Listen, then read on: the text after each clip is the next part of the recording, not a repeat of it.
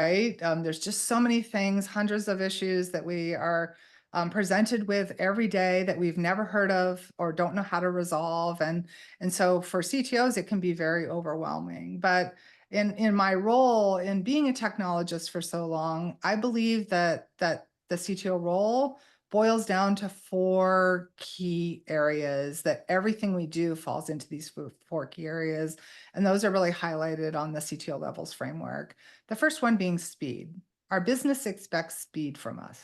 Speed of delivery, speed of process, turnaround. They ask us for questions. They want answers quickly. And so the primary role of a CTO is speed. The second role of a CTO primary focus is shield. Our job is to shield our business from threats, whether that's cybersecurity, whether it's our tech stack being modern enough that we can hire effectively when we need to hire. It could be security compliance. There's just so many things that go into really shielding our business from threats. The third is, as a CTO, we really need to be able to sell effectively. And I don't mean go out and sell to clients and customers and prospects. What I mean is selling our ideas. That is a strong product presence within your organization, the ability to build proof of concepts and MVPs and facilitate conversations and collaborate with your peers. That is all under the umbrella of sales. So we need to be strong salespeople within our organizations to get our ideas across in our communication effectively so that we can solve problems for our business. And the fourth focus of a CTO really needs to be constantly learning and evolving. And that is really what we call stretch on the CTO levels framework.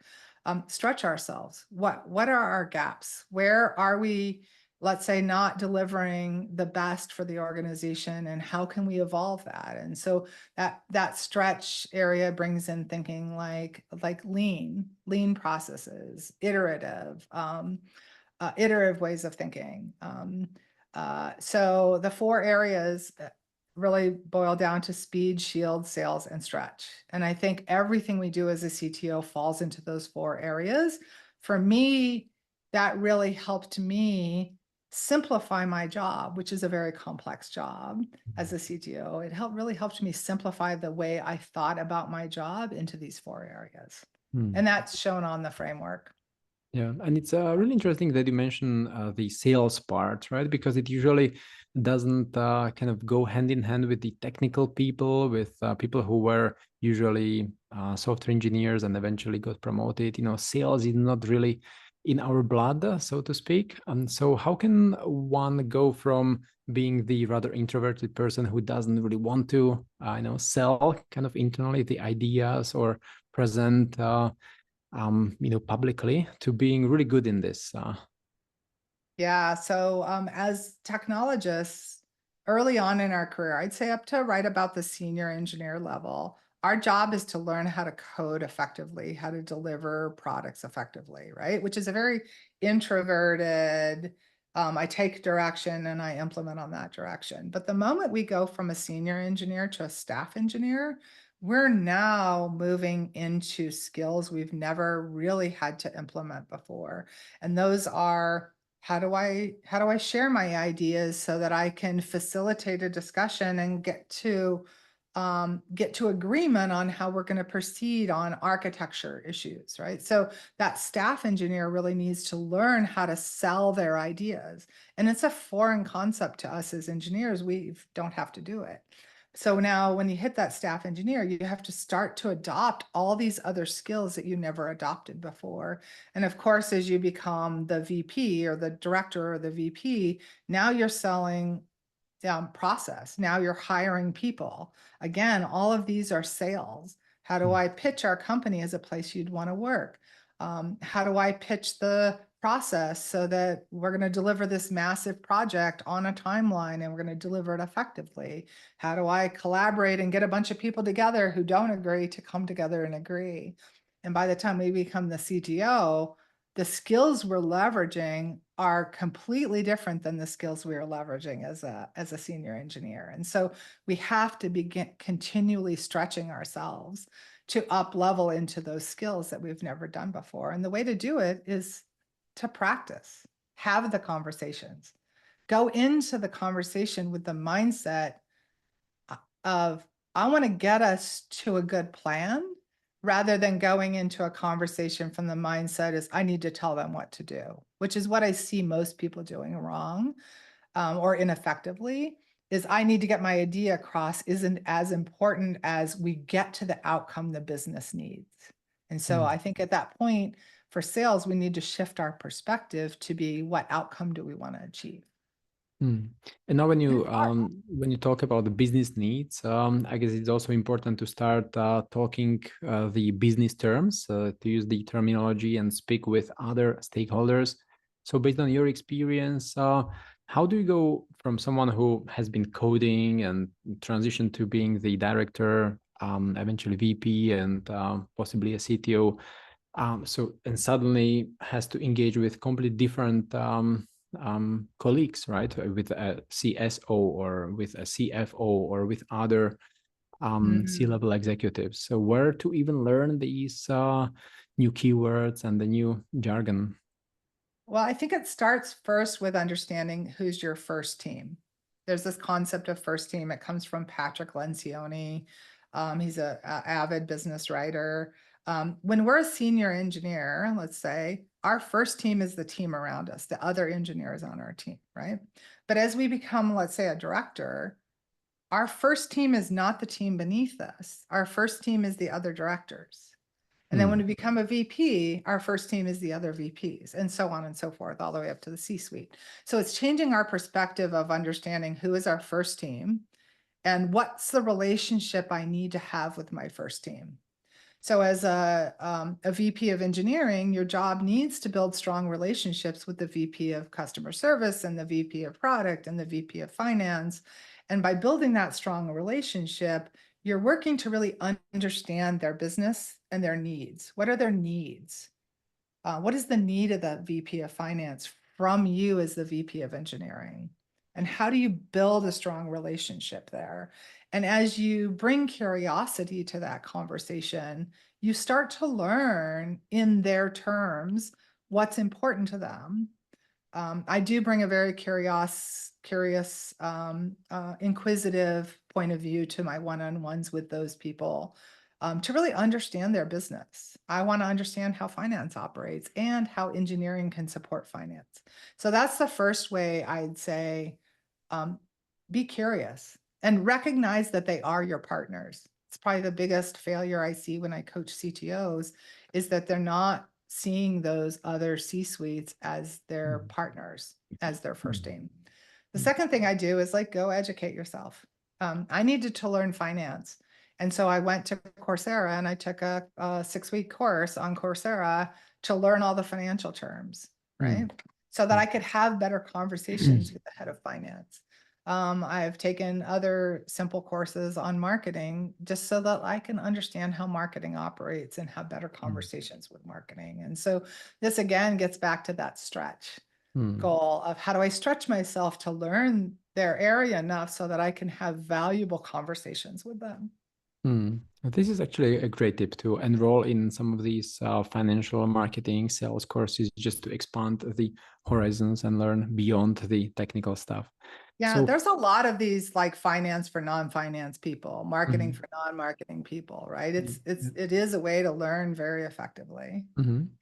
And based on your experience now, because you work as the fractional CTO, if you join a company as the fractional CTO, who do you engage more with? Is it the development team, the engineers, or do you rather spend more time with the other C-suite team members?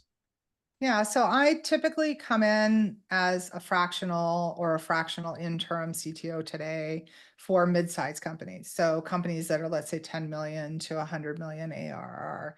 And those companies are facing rapid growth.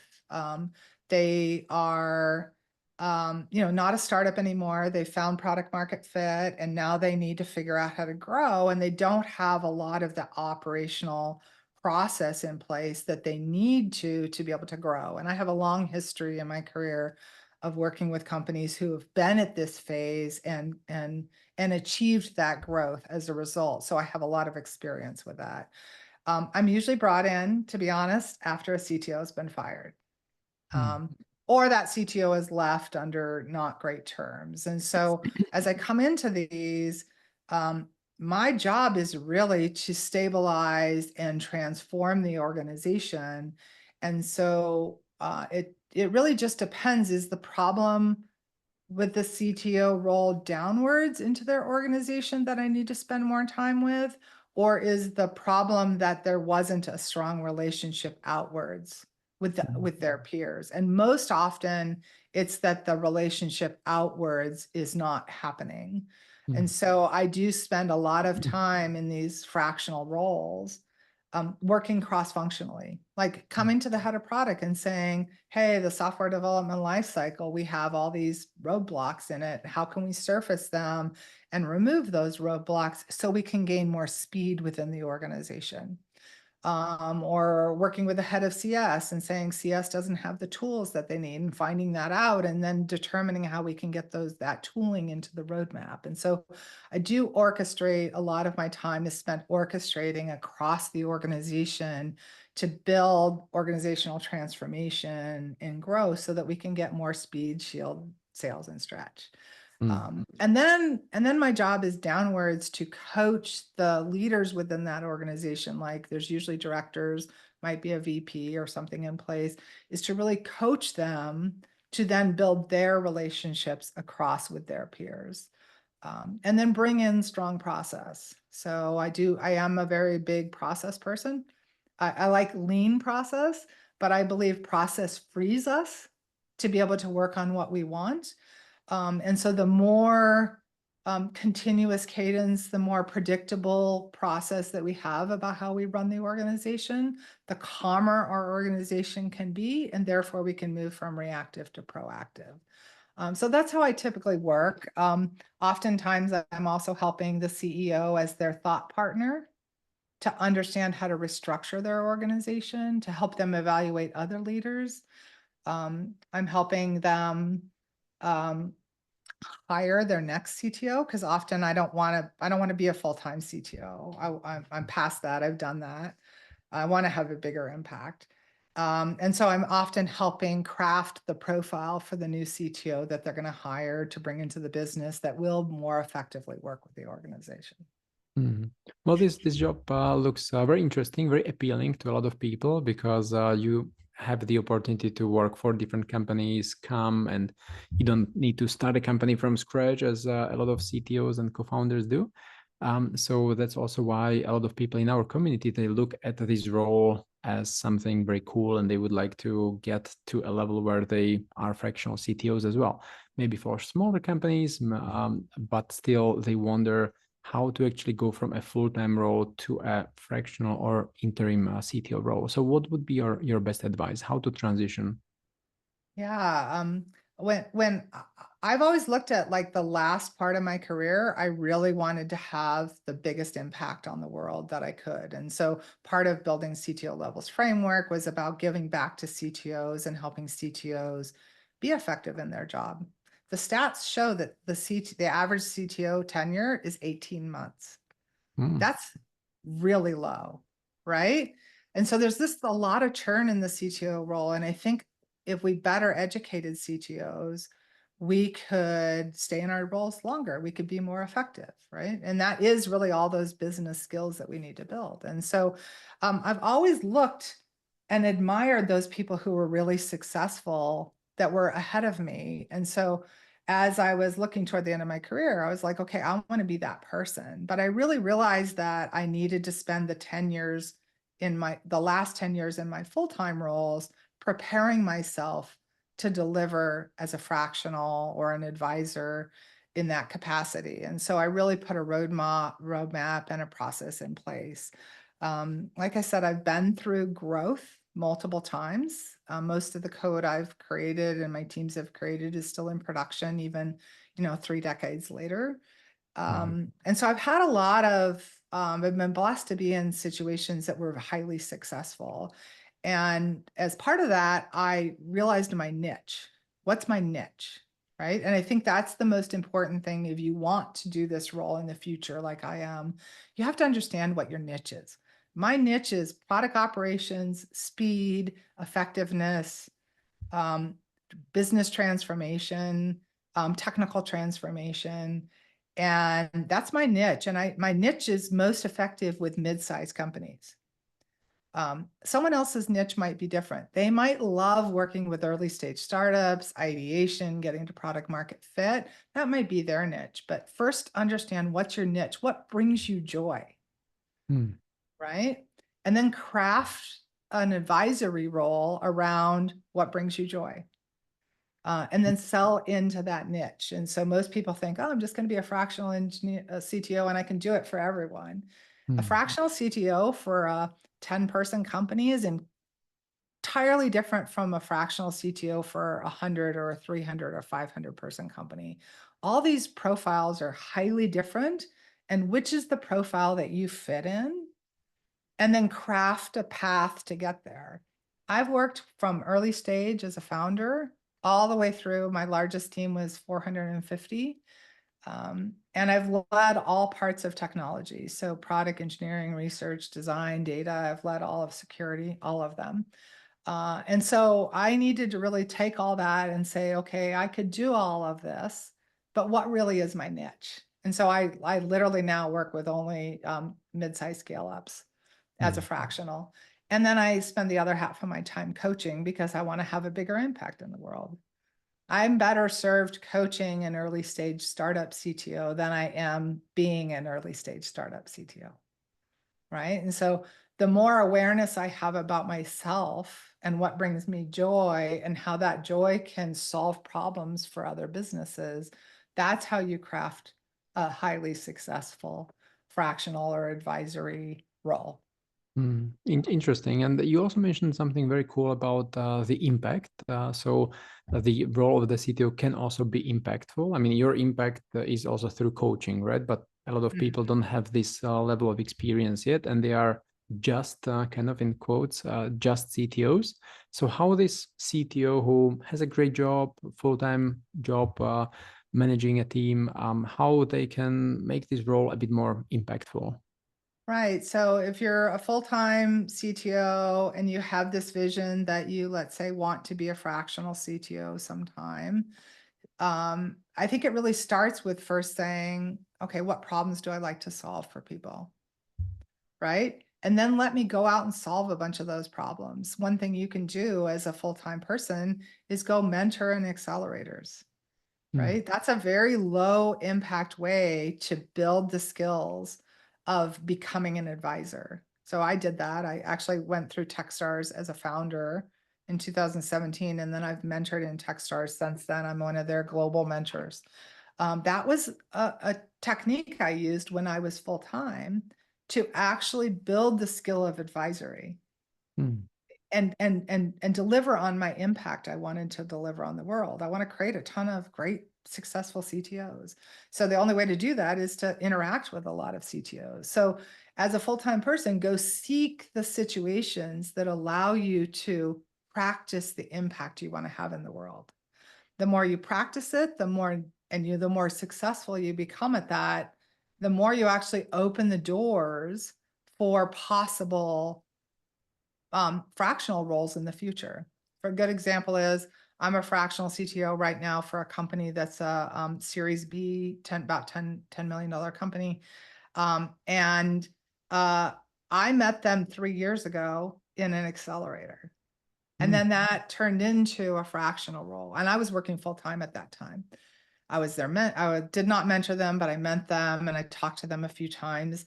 And then 3 years ago, 3 years later, they come back to me and they say, okay, now you're fractional and we need a fractional. Let's partner. Right. So these relationships pay off long term. So not only are you building the skills, you're building the network that will help you transition to a fractional in the future. If you love coaching, then just go start Mm. coaching. Maybe Mm. that's something you want to explore. And then a year into it, you find out I really don't like coaching, right? You can start coaching someone tomorrow. You don't have to have a certification. You don't have to have training. Just start helping other people and see if you like it. You don't even have to be paid to practice it, right? So I started as a free coach, and now, of course, I get paid for coaching and I'm certified and trained and everything. But I didn't start that way. I started by just going out and practicing the thing that in 10 years or 5 years, I was going to do full time.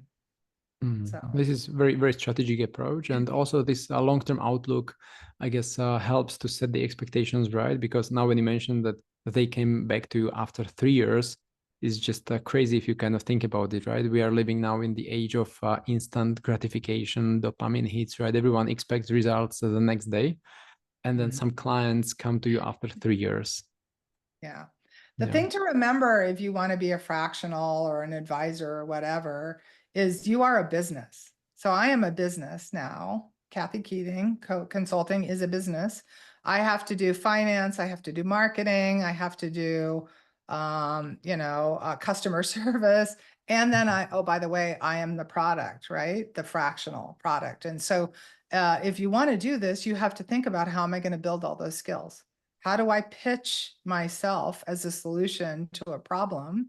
How do I price it? These are all skills that need to be built, and we can practice all of them over the course of working full time. We can even practice some of the skills in our company.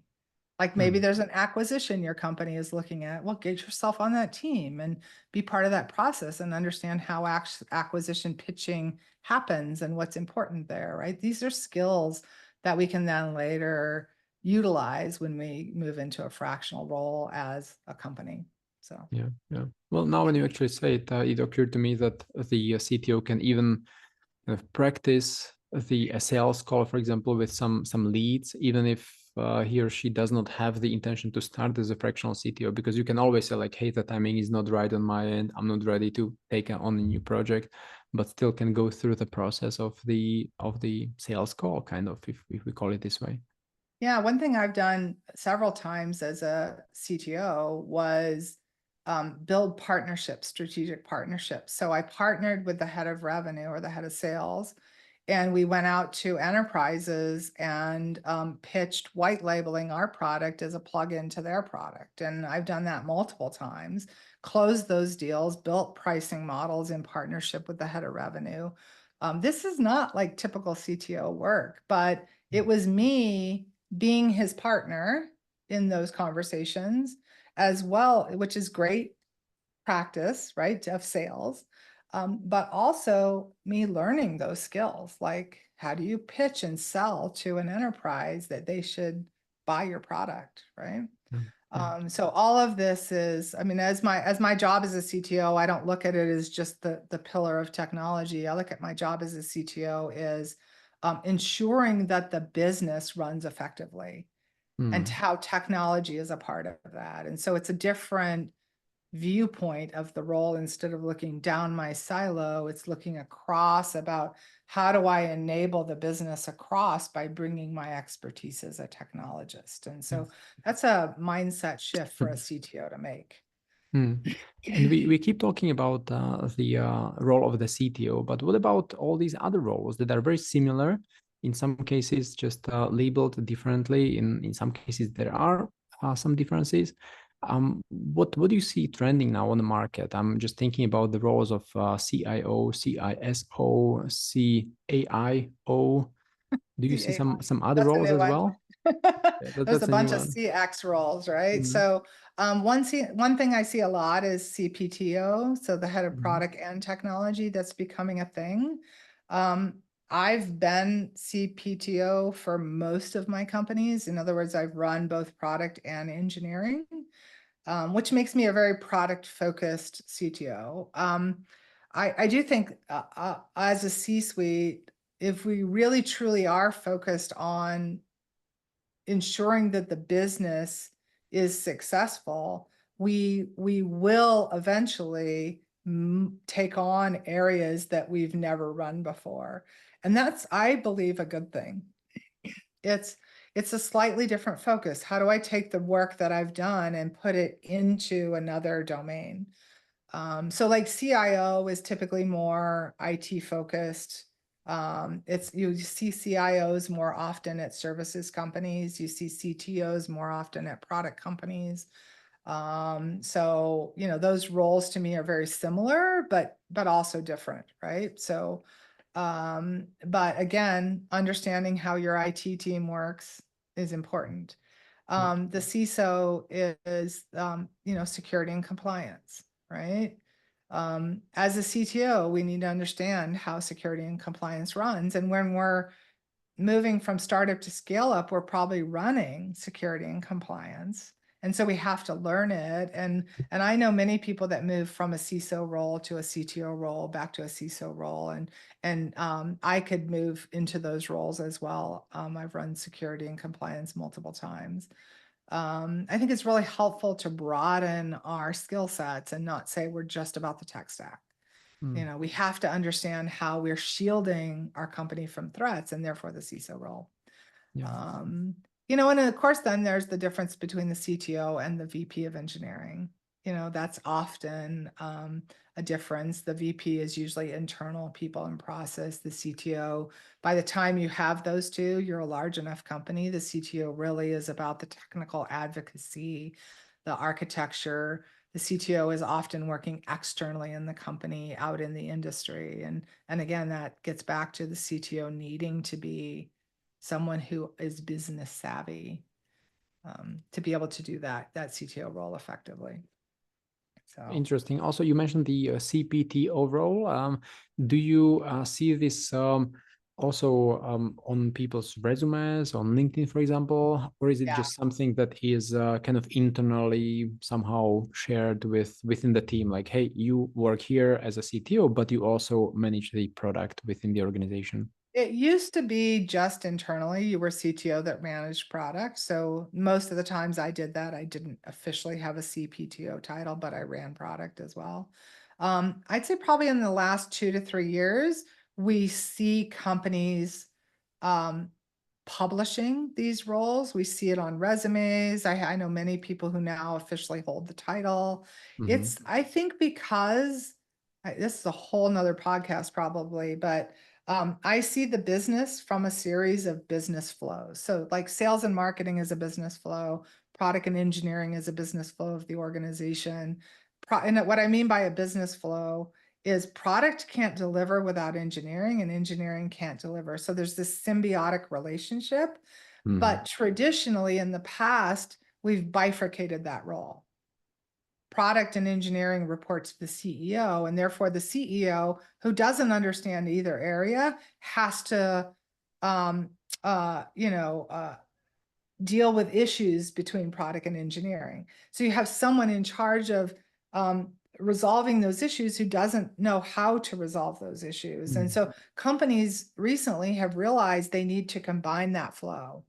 They need a person at the top of that product engineering flow who strongly understands product and engineering, and so who can make the right decisions for the business, where the CEO can't make those decisions because they don't have that skill set. So I think that's why we're seeing it more prominent in the market now, is businesses are realizing if they bring those two areas together, they'll be more effective as a business because the leader understands how to arbitrate across those two areas.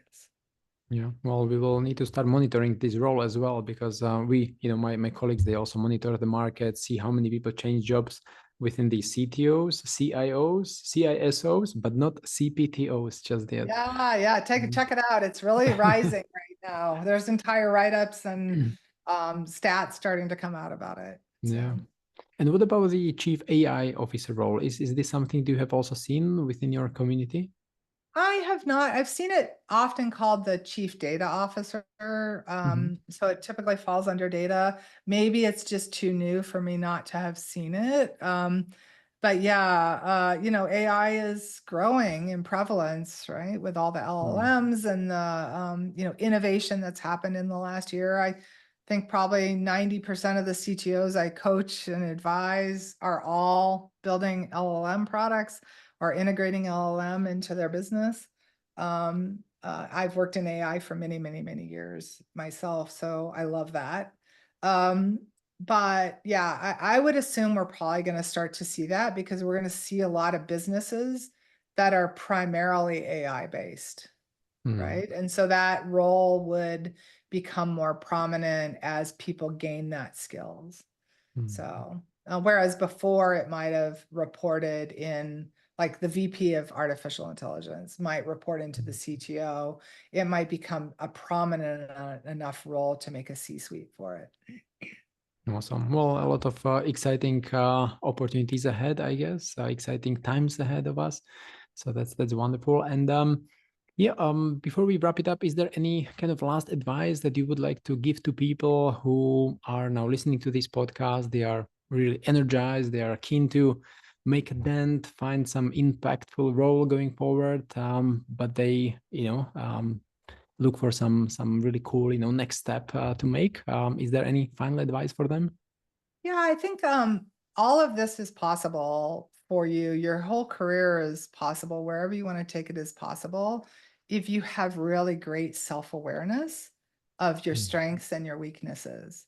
And when you have weaknesses, hire into your weaknesses or learn from others to grow. So that, at the very beginning I talked about stretch yourself, continuously learn, continuously grow. Like have curiosity and wonderment about that versus seeing our weaknesses as um, negative. Let's see it as a positive opportunity for growth. And I believe if you take that perspective, the whole world is available to you mm. because you'll want to step in and grow and get further and explore new things. And